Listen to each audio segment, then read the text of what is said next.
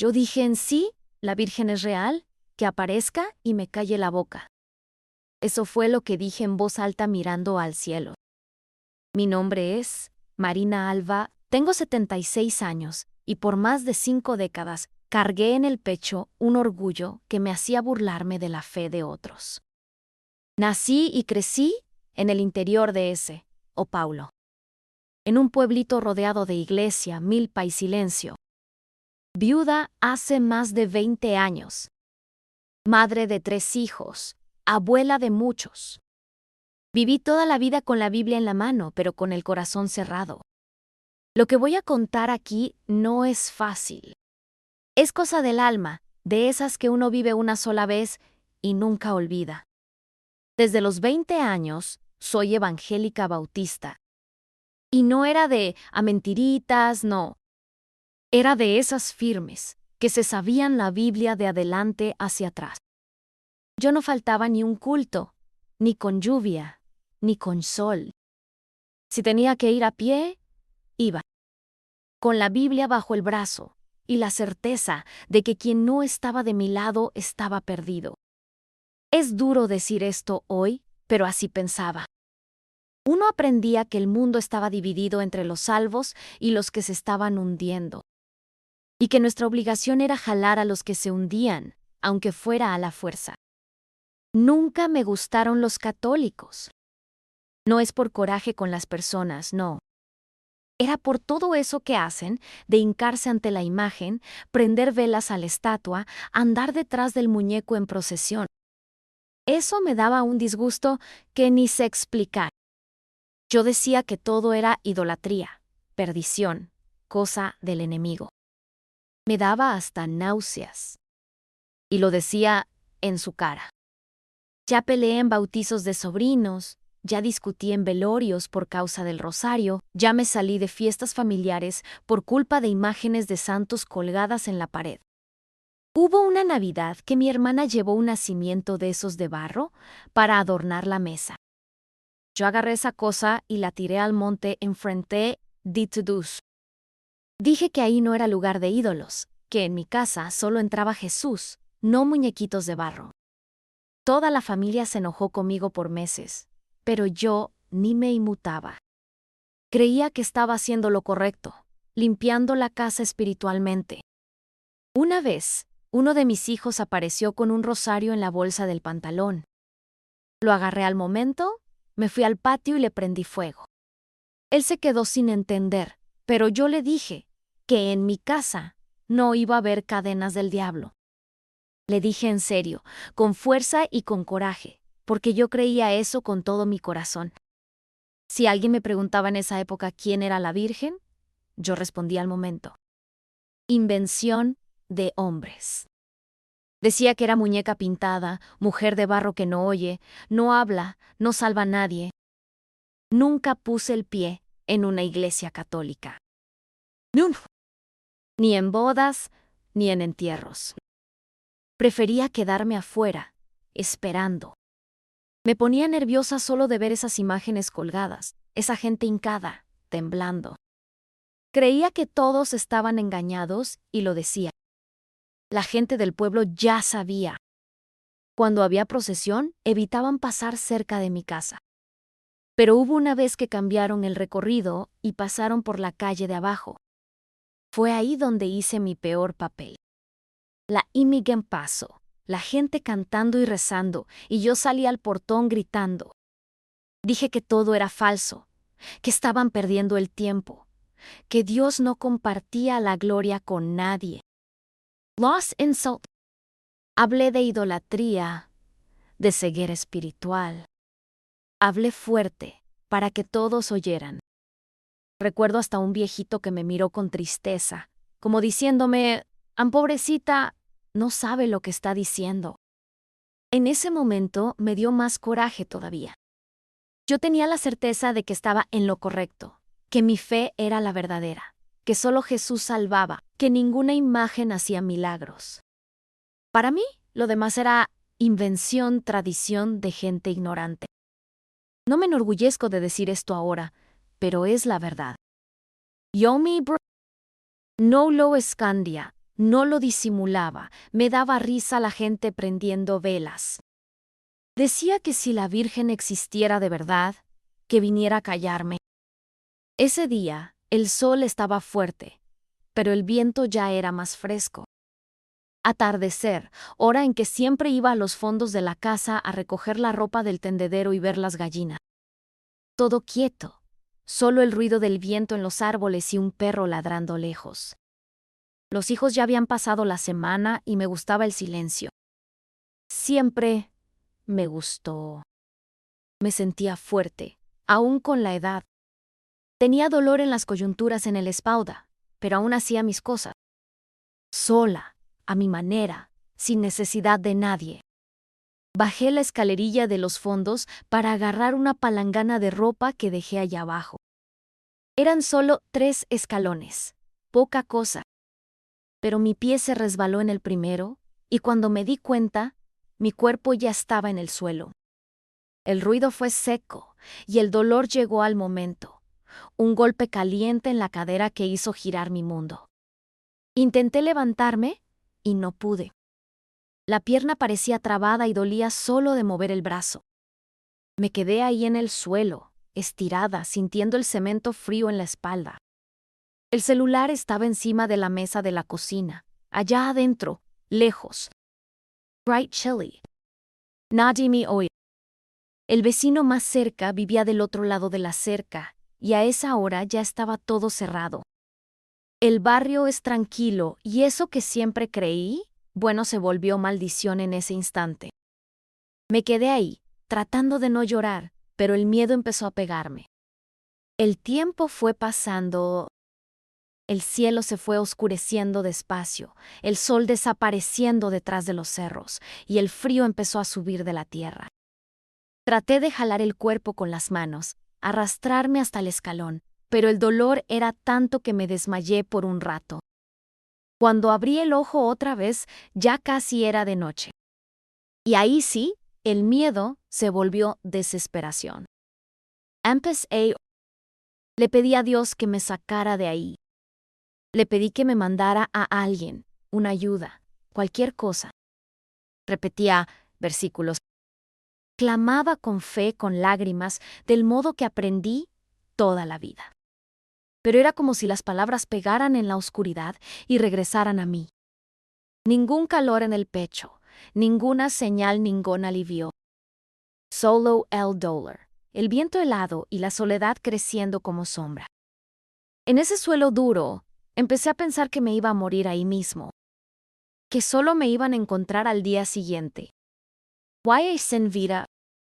Y lo peor, An Shola, un final feo, olvidado, triste. Empecé a temblar, no sé si de frío o de miedo. Y en ese momento, el orgullo que tenía de mi fe se volvió un vacío enorme. Era como si todo lo que creía se hubiera callado. Ni coraje tenía ya, solo un hoyo por dentro. Fue ahí cuando pasó. En el rincón del patio, cerca del árbol de guayaba, vi una luz diferente.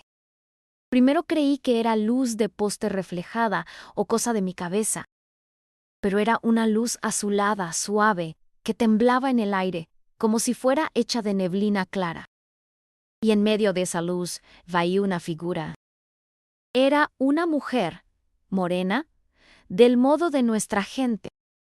Tenía un manto oscuro que parecía brillar sin hacer sombra. Guay en la cabeza, una corona pequeña pero dorada. Ella no hablaba, solo mí. No tenía expresión de coraje, ni de piedad. Lo que tenía era una firmeza que nunca había visto en nadie. Una mirada que atravesaba todo, pero sin lastimar. Yo no podía mover el cuerpo, pero los ojos sí movía. Y me quedé ahí, mirándola. No sé cuánto tiempo duró, tal vez 1 minuto, tal vez 10. Solo sé que esa mirada me hizo sentir vergüenza, pero no era una vergüenza de miedo. Era de quien sabe que hizo todo mal, pero está siendo perdonada de todos modos. No oí voz, no oí música, no vi ángel, no sentí olor de flor. Solo ese silencio lleno de presencia. Ella no señaló con el dedo, no dio sermón. Solo se quedó ahí, mirándome, entera, firme, como quien dice todo sin decir nada. Y entonces, de la nada, la luz se fue apagando despacio, como cuando se apaga el fuego de una vela. La figura desapareció. El patio se quedó oscuro otra vez, solo con la luz de la luna pasando entre las hojas. Yo respiré hondo. Creí que había soñado. Pero no había sido sueño. Porque lo que sentí ahí, en ese momento, fue más real que todo lo que viví en mis 70 y tantos años. Luego después, oí un ruido en la cerca. Era el hijo de la vecina, un chamaco de 12 años, que venía a buscar una pelota que se cayó en mi patio el día anterior. Él me encontró caída, corrió a llamar a su mamá y en poco tiempo ya había gente socorriéndome. Me llevaron al hospital. Fractura en la cadera, dijeron. Nada muy grave, pero iba a necesitar reposo. Me quedé internada unos días. Los doctores cuidaron bien, los hijos aparecieron. Todo volvió a la normalidad, por lo menos por fuera. Pero por dentro nada estaba igual, porque yo sabía lo que había pasado. Sabía quién era esa mujer. Aunque mi cabeza todavía quisiera negar, mi corazón ya había entendido. Había sido ella. Aquella de quien me burlaba, la que yo llamaba muñeca de barro. Fue ella la que apareció en mi patio.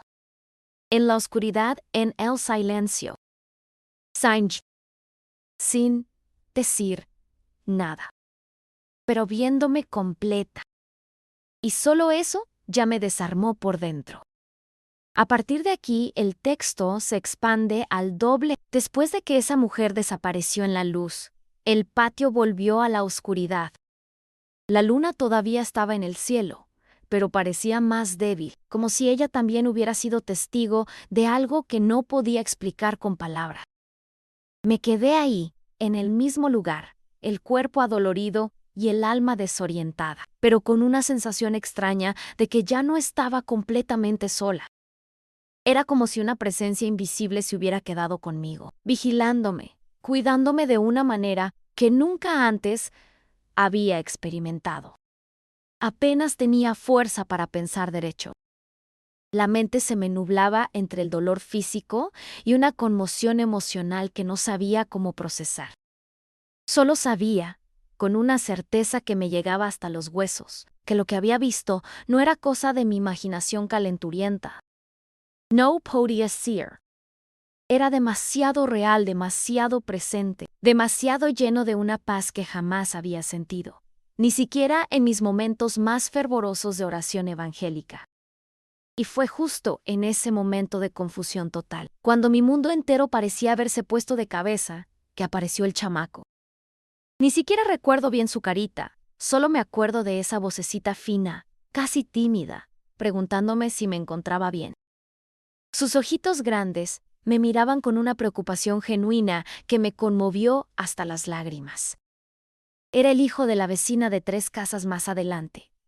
Uno de esos chamacos que siempre andan corriendo por ahí, pateando pelotaos, subiéndose a los árboles, haciendo travesuras que a veces molestan a los adultos, pero que en realidad solo hablan de la alegría pura de la infancia. Después me enteré de algo que me heló la sangre. Él no tenía ningún motivo para pasar por ahí a esa hora. Ni uno solo. Cuando su mamá le preguntó después qué hacía en mi patio tan tarde, el niño le respondió con la inocencia que solo tienen los pequeños en sentí en el corazón que tenía que entrar, mamá. Era como si alguien me dijera que doña Marina necesitaba ayuda. ¿Cómo explicar eso? ¿Cómo una criaturita de apenas 12 años puede tener esa intuición, esa conexión con algo más grande que nosotros? Fue él quien gritó pidiendo socorro con esa voz aguda que cortó el silencio de la noche, y en poco tiempo ya había gente alrededor mío. Los vecinos llegaron corriendo, me cubrieron con cobijas que trajeron de sus casas. Alguien llamó al SAMU, mientras otros me hacían preguntas para mantenerme despierta y consciente. Era como si todo el barrio se hubiera movilizado para cuidarme. Esta vieja gruñona que durante años los había criticado por su fe católica. En el hospital, los médicos me examinaron con esa eficiencia profesional que tranquiliza y preocupa al mismo tiempo. Rayos X, análisis, consultas entre ellos en ese lenguaje médico que una no entiende, pero que suena serio. Al final, el diagnóstico fue claro: no había fracturado la cadera. No es cosa simple, doña Marina, me dijo el doctor, un hombre maduro de lentes que me hablaba con paciencia, pero tampoco es tan grave como para necesitar cirugía. Va a tener que quedarse aquí unos días para observación y después va a necesitar mucho reposo en su casa, fisioterapia, cuidados especiales. El cuarto del hospital era de esos que te hacen sentir más enferma de lo que estás, en paredes blancas que lastiman la vista, olor a desinfectante que se mete en la nariz y ya no sale, y ese ruido constante de máquinas que te recuerda todo el tiempo que estás en un lugar donde la gente viene a sanar o a morir. Pero lo peor no era lo físico. Lo peor era la revolución que tenía en la cabeza. No podía parar de pensar en la mujer del patio. No era solo su rostro lo que me perseguía, era todo lo que había sentido cuando me miró. Ese silencio suyo, que había sido más elocuente que cualquier sermón que hubiera escuchado en mis décadas de vida evangélica. Era como si ella hubiera dicho todo sin abrir la boca, como si en esa mirada hubiera cabido toda la historia de mi dureza de corazón y también toda la posibilidad de redención que yo ni sabía que existía. Y lo más extraño era que no me sentía juzgada. Durante toda mi vida cristiana, había vivido con esa sensación constante de estar siendo observada, evaluada, pesada en una balanza divina donde mis acciones y pensamientos se medían constantemente. Pero la presencia de esa mujer había sido diferente. No había condenación en su mirada, no había reproche, no había esa santidad distante que me hacía sentir pequeña y sucia.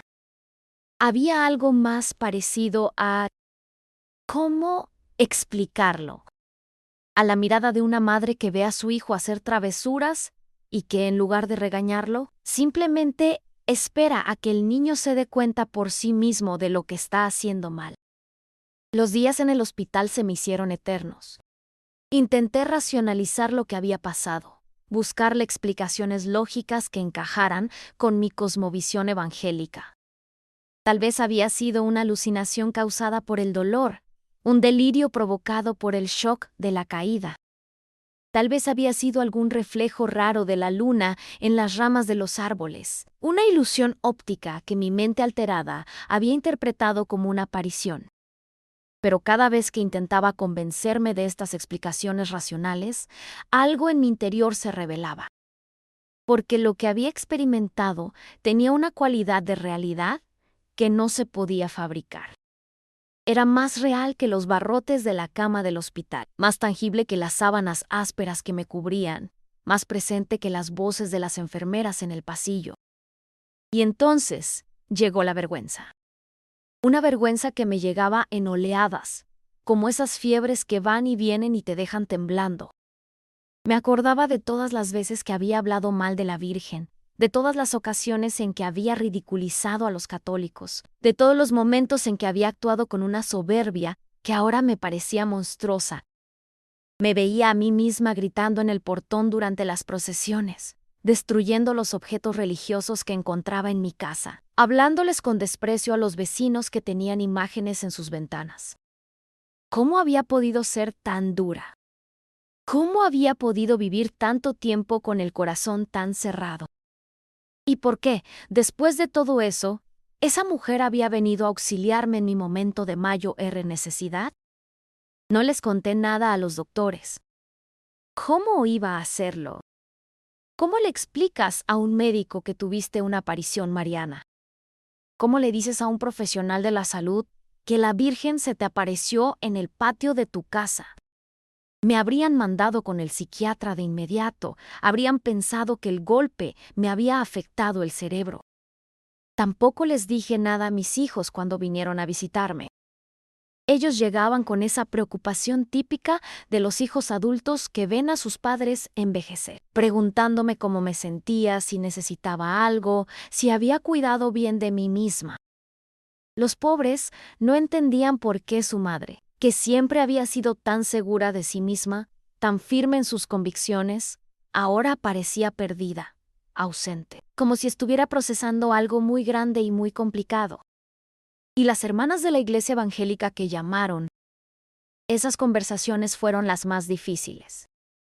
Porque ellas esperaban encontrar a la Marina de siempre, la que tenía versículos bíblicos para cada situación, la que sabía exactamente qué decir sobre los planes de Dios y la importancia de la prueba en la vida del creyente.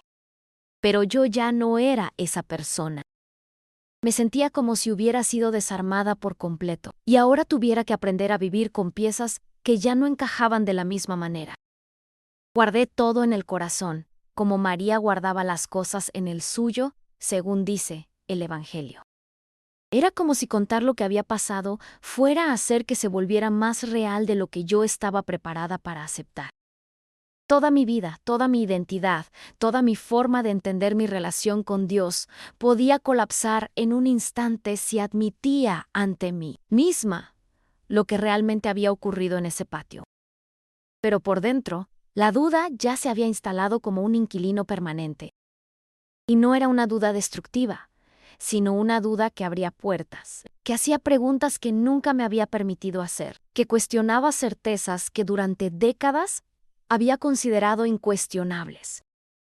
En el hospital había una señora Mayo R., una de esas mujeres piadosas que dedican su tiempo libre a hacer obras de caridad. Pasaba de cama en cama entregando estampitas religiosas, oraciones escritas a mano, palabras de consuelo para los enfermos. Era católica. Eso se notaba a leguas, pero tenía una dulzura en la manera de acercarse a la gente que me conmovía. Cuando llegó a mi cama, ya me iba a poner en modo defensivo, ya iba a rechazar cualquier cosa que me ofreciera, como había hecho toda la vida. Pero algo en su sonrisa me desarmó. Sin decir una palabra, puso un papelito doblado en mi mesita de noche y siguió caminando hacia la siguiente cama, como si supiera que yo necesitaba tiempo para procesar lo que estaba a punto de recibir. Me quedé mirando ese papel durante horas. Era pequeñito, sencillo, con un fondo azul oscuro que me resultaba extrañamente familiar. Mis manos temblaban cuando finalmente me atreví a abrirlo. Y cuando lo hice, el corazón se me disparó como si hubiera corrido una maratón. Era una estampita de Nuestra Señora de Guadalupe. Cuando la vi, las manos me empezaron a temblar de una manera incontrolable. Porque era ella. La imagen de la estampita era idéntica a la mujer que me había mirado en el patio. Exactamente igual. El manto estrellado, el rostro sereno pero firme, esa expresión que no era ni de severidad ni de condescendencia, sino de una compasión que abarcaba todo sin juzgar nada. Era la misma que durante décadas había jurado que era pura invención. La misma que había dicho que era solo un muñeco pintado. La misma de la que me había burlado en voz alta, la que había ridiculizado delante de toda la familia, la que había rechazado con una hazaña que ahora me parecía diabólica. Era ella quien me había visto caída en el suelo, adolorida, desesperada, completamente sola. Y aún así, había venido. Había venido a mí, que la había despreciado, que había hablado mal de ella, que había enseñado a mis hijos a rechazarla. Había venido sin reproches, sin sermones, sin condiciones. Solo había venido. Me había mirado con esos ojos llenos de una ternura que yo no merecía, y había hecho posible que me encontrara. Esa estampita me quebró por completo.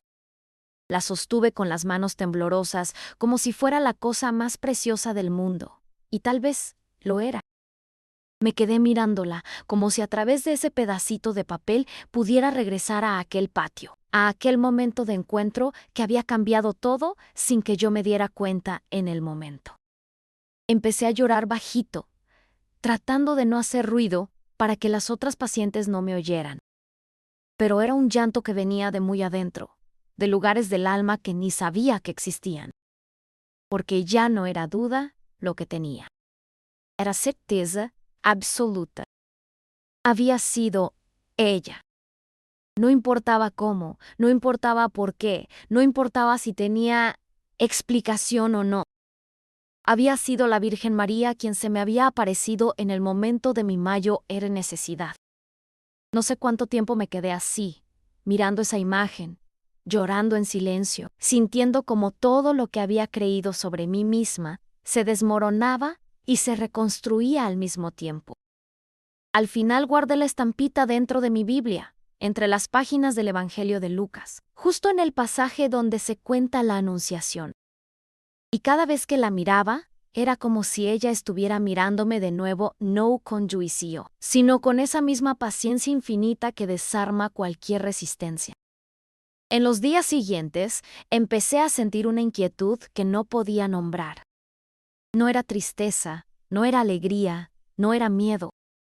Era como si toda mi estructura mental estuviera siendo reorganizada sin mi permiso.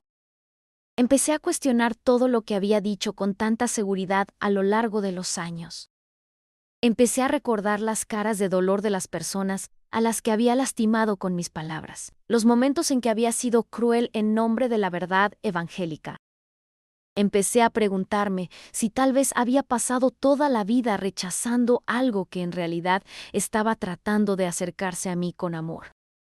Si tal vez mi dureza de corazón había sido la única barrera real entre yo y una gracia que siempre había estado disponible.